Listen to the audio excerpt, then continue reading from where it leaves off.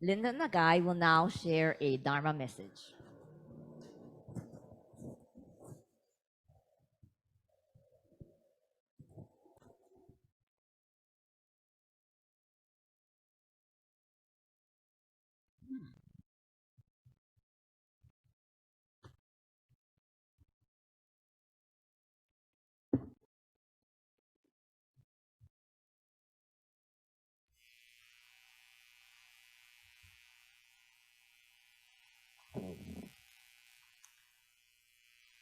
Let's help. Let's help make every day a peace day. Good morning. Last Sunday, the nation took time to remember 9/11. I would say it's a day that changed the way we go about our lives forever. I can remember that day very vividly. I was working at the Four Seasons at that time, and it was about 5 o'clock in the morning where I got this frantic call from one of my agents saying that the world was being attacked and that I had to turn on my TV now. Now, just think now, the phone rings, pick it up. The world's being attacked. The world's being, I go, what? It's like crank call, right? So then okay, I'll turn on the TV. So I walked out into my kitchen to turn on my TV. Then he's saying, did you turn it on? Did you turn it on? He's all excited. I turned it on, but it's an old TV, so it takes time to turn on. Okay, wait. So finally, when the thing comes out, there's the World Trade Center ablaze. I go, oh, okay, you got to come to work now. Now I go, okay, let me get ready. I'll go to work.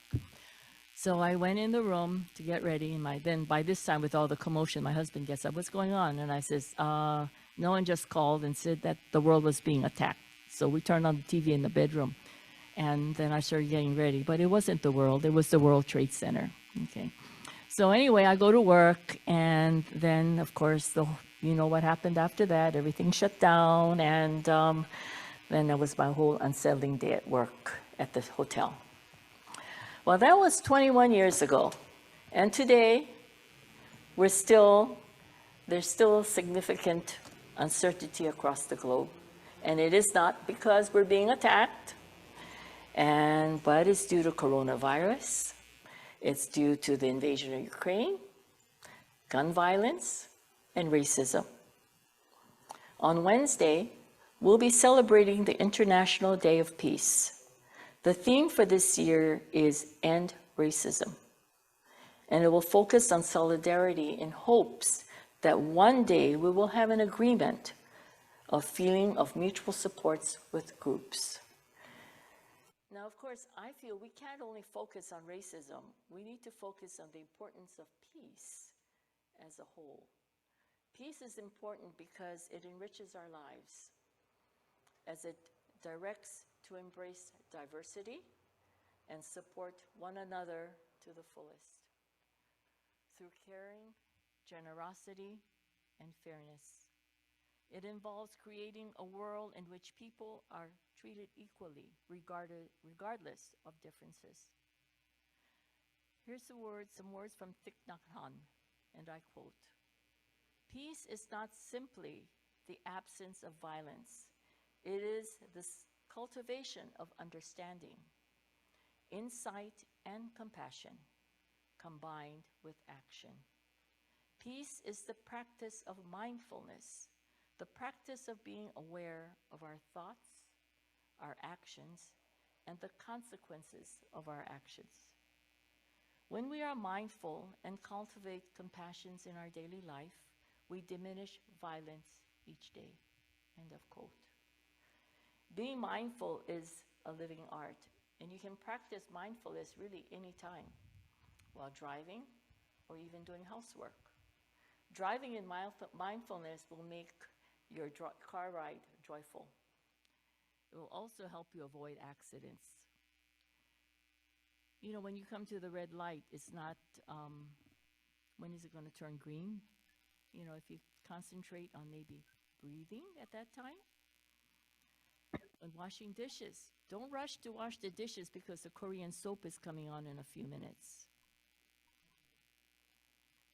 I said that because Betty watches Korean soap. Concentrate on your breathing, because it's time for being alive. In fact, just be in the present moment and breathe and maybe say a quiet Namo Amida Butsu. Peace will bloom during your daily activities when you practice mindful living. Before the Buddha died, he instructed his disciples to light a lamp unto themselves. The Buddha is urging us to light the lamp of mindfulness in our hearts so that we may light the way of peace for our loved ones, for our society, and for future generations. The phrase Namo Amida Butsu has many definitions. One definition is that it is an expression of deep spiritual gratitude for the realization of receiving this unique gift of human life. It is the attitude of gratitude that is the heart of mindfulness for the Shin Buddhist. In Shin Buddhism, we appreciate the many things that support us. The emphasis of mindfulness is in the present moment, which is not possible without the causes and conditions of the past. This is why you may always hear the word okage-sama de, because of your benevolence. Mindfulness encompasses the wholeness of mind, body, heart, and spirit. It becomes a natural part of everyday life, and it is a part of being alive. And Namo Amida Butsu becomes a natural mindfulness of gratitude. I discovered that in my life also has been of value. Mindfulness in my life has also been of value because of all the lives that have become a part of it, like the lives of my parents, my grandparents, and all those who have helped me to have this special day today. In living our lives, however, we can create a world full of hate and violence. We can create a world that negates and can destroy all life in an instant, like the mass killings we had. Or we could choose to appreciate this very special day we call today as a continuous moment fulfilled with immeasurable life. We can live the light of Namo Amida Butsu and discover a world that affirms and nurtures all life. In our daily lives, we point fingers and blame others for our unhappiness and suffering. And too often, without thinking, we tend to argue with blame the closest and dearest to us. At such times, we need to stop and wonder. If we cannot have peace and harmony within our own family, how can we possibly hope for something as great as world peace? At the 49th Junior YBA State Convention held in June 2006, a resolution to establish Peace Day in the state of Hawaii was passed. The Junior YBA presented this resolution to the state legislature in the spring of 2007. This is our kids back in 2007 did this. In April of 2007, then Governor Linda Nagai signed a proclamation that designated September 21 Peace Day in Hawaii. Since then, various events have been held to celebrate Peace Day on each island.